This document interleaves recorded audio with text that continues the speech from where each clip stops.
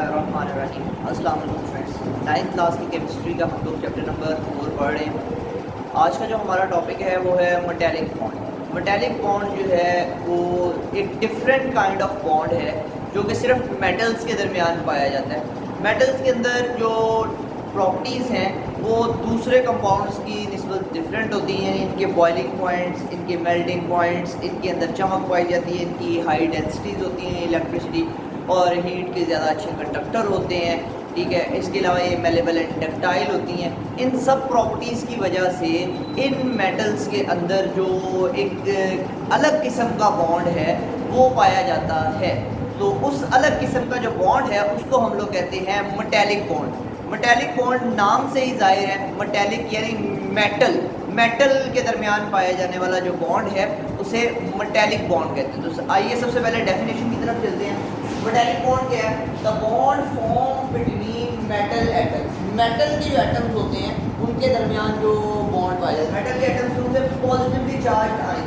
Metal के atom positively charge ion बनाते हैं। मिसाल के तौर पर अगर सोडियम है तो सोडियम अपना एक इलेक्ट्रॉन जो है वो खारिज करके क्या बना देगा? पॉजिटिव चार्ज वाला आयन बना देगा। यानी सोडियम जो है इसके वैलेंस शेल में एक इलेक्ट्रॉन है तो अपना एक इलेक्ट्रॉन इसने क्या किया? खारिज कर दिया। ये इलेक्ट्रॉन खारिज हुआ तो ये क्या बन गया? Sodium ion. और कौन सा आयन? Positive ion. ठीक हो गया जी। तो ड्यू टू मोबाइल इलेक्ट्रॉन्स और फ्री इलेक्ट्रॉन्स, अब ये बॉन्ड किसकी वजह से बन रहा है? फ्री इलेक्ट्रॉन्स और मोबाइल इलेक्ट्रॉन्स। मोबाइल इलेक्ट्रॉन्स जो हरकत कर सकते हैं या फ्री इलेक्ट्रॉन्स जो हरकत कर सकते हैं। अब फ्री इलेक्ट्रॉन्स और मोबाइल इलेक्ट्रॉन्स का कॉन्सेप्ट मैं आपको इसकी डिटेल के अंदर समझाता हूँ कि क्या होगा।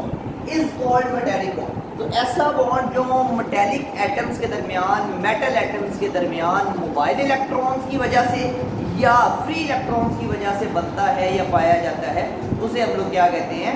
मेटालिक बॉन्ड कहते हैं। ठीक हो गया जी। अब चलते हैं इसकी एक्सप्लेनेशन की तरफ। एक्सप्लेनेशन इसकी क्या है? जैसे मैंने आप लोगों को यहाँ पर एक बात समझाई कि जो मेटल्स हैं वो पॉजिटिव आयन बनाती हैं। क्यों बनाती हैं? क्योंकि इनके वैलेंस शेल के अंदर एक या दो या तीन इलेक्ट्रॉन्स होते हैं तो ये अपने इलेक्ट्रॉन्स जो है वो डोनेट करके खारिज करके क्या कर सकती हैं? आसानी से पॉजिटिव आयन्स बना सकती हैं। अब जो मेटल्स होती हैं उनकी जो गिरफ्त होती है, जो न्यूक्लियस होता है उनका, उसकी जो गिरफ्त है वो वैलेंस इलेक्ट्रॉन्स पर बहुत कम होती है। मिसाल के तौर पर अगर हम सोडियम की एग्जाम्पल ले लें, ये सोडियम का न्यूक्लियस, ये इसका फर्स्ट है, इसके अंदर दो इलेक्ट्रॉन्स,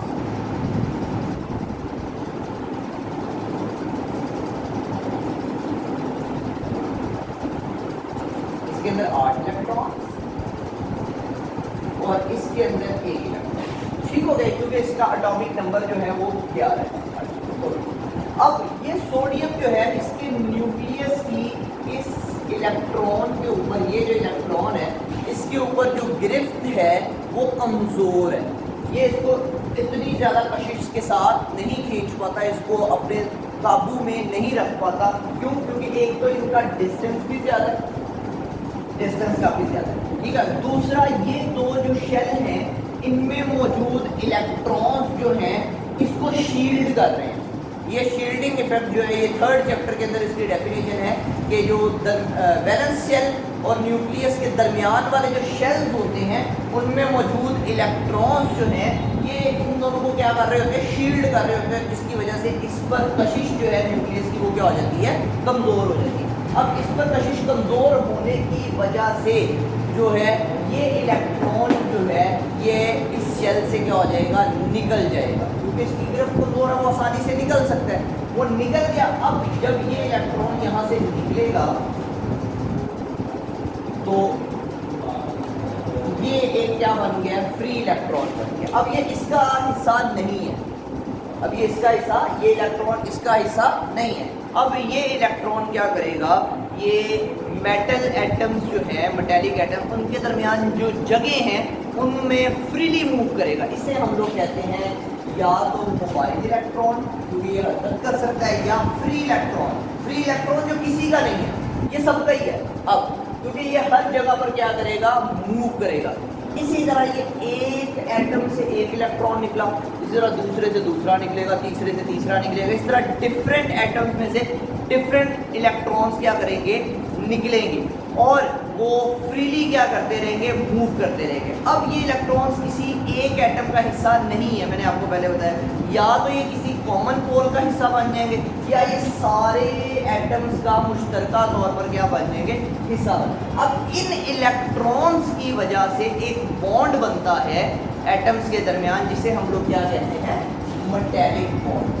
ठीक हो गया, जिसकी वजह से ये एटम्स जो हैं ये आपस में क्या रहते हैं, जुड़े रहते हैं, और मेटल्स जो हैं ये आपस में मेटल के एटम्स आपस में जुड़े रहते हैं और एक एलिमेंट जो है वो पूरा वजूद में आता है। इसकी जो बुक के अंदर डायग्राम बनाई गई है वो कुछ इस तरह से है।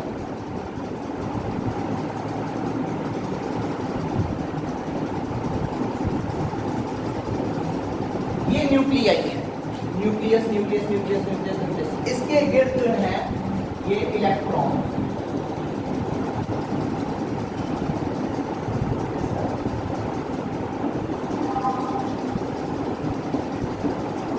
अब अनगिनत जो है वो फ्री इलेक्ट्रॉन्स जो है वो मौजूद होंगे।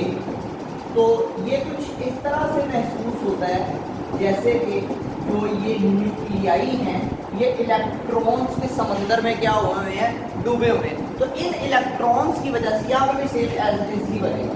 तो इन इलेक्ट्रॉन्स की वजह से जो मेटालिक एटम्स हैं इनके दरमियान क्या तश्कील पाता है, एक मेटालिक बॉन्ड तश्कील पाता है, जिसकी वजह से ये एटम्स आपस में जुड़े रहते हैं। तो ये था आज का हमारा लेक्चर जिसके अंदर हम लोगों ने मेटालिक बॉन्ड को डिस्कस किया। आज के लिए इतना ही, अल्लाह हाफ़िज़।